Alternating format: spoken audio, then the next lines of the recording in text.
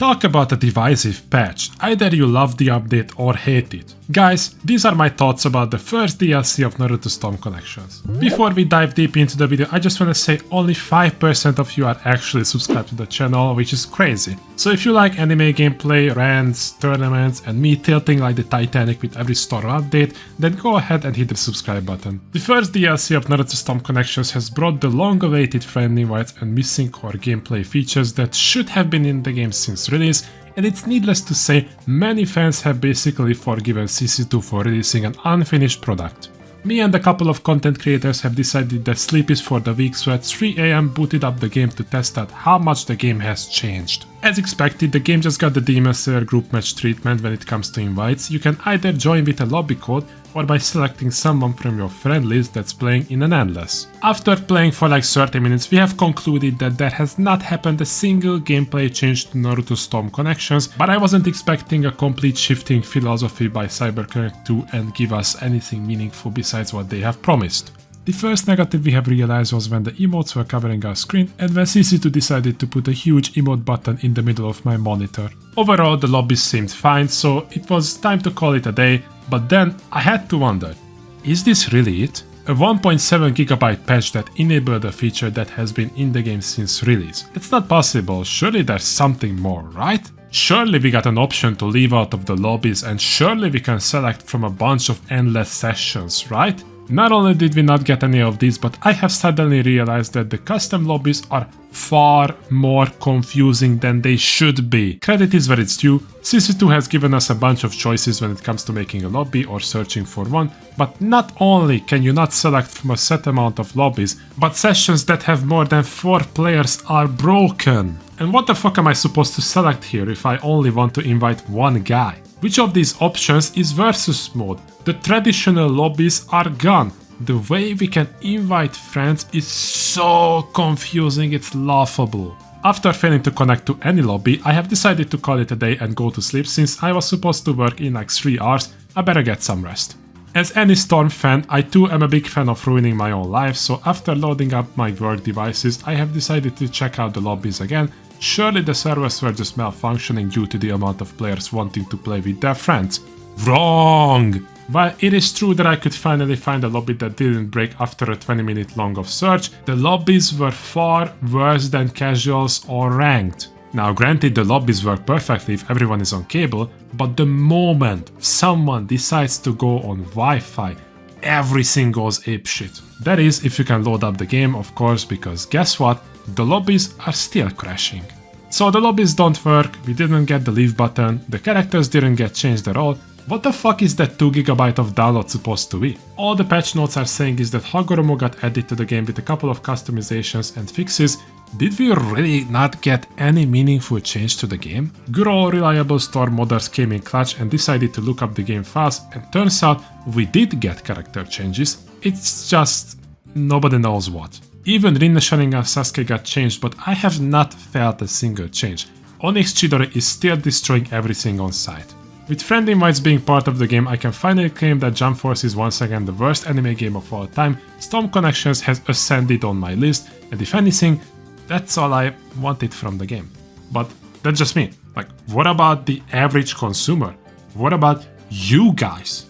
Right before I was about to start writing the script of this video, I was once again reminded that the Storm community is the weakest of all gamers, and they can easily be convinced that there's hope with a single patch. I'll just put my live reaction to a comment, screenshotted and sent by my friend.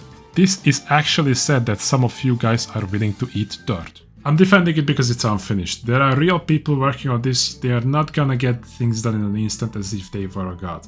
They made the game, they are god basically. Like, obviously, people make mistakes, I'm not saying that they won't. I don't know a single game that did not have something missed, something messed up, glitchy, buggy, but not to this point. Like, friend invites not being in the game in 2024.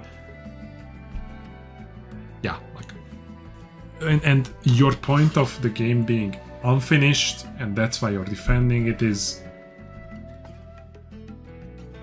Anyways, I mean, do you have any understanding of reality? That is straight unhinged. I don't know the context. Like, if this guy's talking shit, then fuck him. What couldn't access multiplayer? Only Xbox had an issue for a while, and it got fixed quite a while ago. it's not been 2 months. I mean, even 1 month is a problem. Like, the game coming out, you don't have online, and you call that an emergency patch after a month is a problem. What doesn't make sense? Certainly not that online had issues for that console. PlayStation and PC also had issues. Issues happen with all games, that is true, I agree. I'd say what doesn't make sense is your ignorant point of view on this. Some issues will go unseen, the devs are people, not machine. I agree. Again, people make mistakes, devs make mistakes, but that does not mean that they are not supposed to fix it. And I'm not even talking about characters being balanced, I'm talking about core mechanics, core features, my bad. Like the friend invites. We had tournament and endless league since Storm 2, Storm Generation, and in 2024 we are really missing it again. I believe for the 3rd time. I think this started in Revolution, where they were like, man, we are gonna, like, man, like, this is a story game first, like, you cannot expect us to make things right on the go. Like, man, have you seen history mode of Storm Connections, which is a slideshow? Like, yeah, special story has like a couple of cut scenes, like, cool, and the special story is okay. Like, I'm not a fan, but it's something. But history mode is a glorified slideshow. There's literally nothing that justifies them with the usual like, this is a story mode first bullshit explanation. No, like, you didn't do anything. Whatever. One thing not being tested doesn't mean the whole game wasn't. It definitely got some sort of changes. Like, I remember when Globko made a video, he played at Summer Games Fest, I believe, and the game was far different. The Gamescom build was also different. The Comic Con, I believe Poison the Gun was at like Comic Con or somewhere, like at the UK event, that build was different. There certainly were changes. I do not know how much they tested it in-house, but there was something. Everything else worked fine. You're just hating on the game via cherry-picked biased propositions. Maybe. What is missing? Nothing. That is not true. Again, I'm not gonna repeat myself. Go back 2 minutes into the video. The game isn't missing anything. Again, that is not true. A character being made DLC doesn't mean they were missing basic things. That is, I guess, true. There is downloadable content in tons of games. That is also true, and there's no problem with that. But you don't even mention them because you're biased. He might be. Do you even understand what you say? The fact that the last Storm game came out 7 years ago doesn't mean that they were working on this game for 7 years. That is true. They were definitely not working on Storm Connections for 7 years. If I had to guess, they were probably working on the game at most 3 years. At most. And this includes them talking with Bandai. Like, not just coding, like making the game, like, you know, like a little bit more up to date for PS5 and everything was probably started being done like a year and a half ago. But like starting the whole process of like, yo, we want a new game was probably 3 years ago. They did JoJo, Kakarot and Demon Slayer, that is true. And those games got DLC and are still getting to. No, Demon Slayer is not getting DLC anymore. It got the DLC like a year ago, last time. JoJo does get DLCs and a huge patch notes, and that is crazy. There is nothing mediocre about Storm Connections. You're just biased because you hate Boruto/online isn't the focus. What is the focus in that case? Like, what is the focus of Storm Connections if not online? Because yes, let's say online is not the focus, and you're probably right that online was not the focus. What was the focus? But yeah, again, I have to say I agree and disagree with this guy. The biggest problem I have with this dude, like, everybody should have their own opinion, but stop eating shit. Guys, stop eating shit. You accept an unfinished game and defend it. You're dying on a hill for no reason. Like, they are not your friends. Like, I didn't make this, you didn't make. If my friend made Storm Connections, if the modders made Storm Connections, which they kinda did, then I would not have a single issue with it. But this was made by CyberConnect 2, asked by Bandai Namco, bought by the consumers for money. This was not a friend project. This is business. And yes, they are humans. True, like, they are humans. I agree. Again, like, you paid for it. Like, I'm not saying to I'm not telling you to go out of your way and talk shit about them, but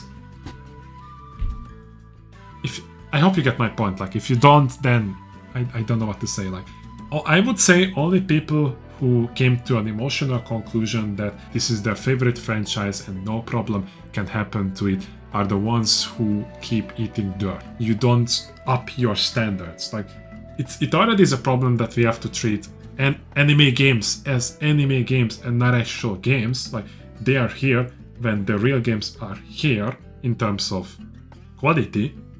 But Storm is going even lower. Like, why are we accepting this? We are definitely on the right path to make Naruto Storm Connections a great game, but you've gotta remember, you can only launch a game once. You cannot re-release the same title for a second time. You have lost a big chunk of new players that could have become fans of the series. Again, I cannot say that I hate this patch. This is like literally what I wanted on release. But I don't feel like you guys should be accepting this bare bone of a patch. Oh, and if you're wondering why I have yet to talk about Hagoromo, he's cool, but nobody cares about him. Like, the update pretty much overshadows him. If you made it this far into the video, you're fantastic, but you could be amazing by clicking the like button and dropping a comment. And while you're at it, why not subscribe to the channel? It helps me out a lot, trust me. This isn't the last time when I have given my take on Naruto Storm Connections. I highly recommend you guys to check out the video on the left, it's worth a watch. That's gonna be it for today, guys. I really hope you have had a fantastic day. Stay safe. Until next time, boys. Peace!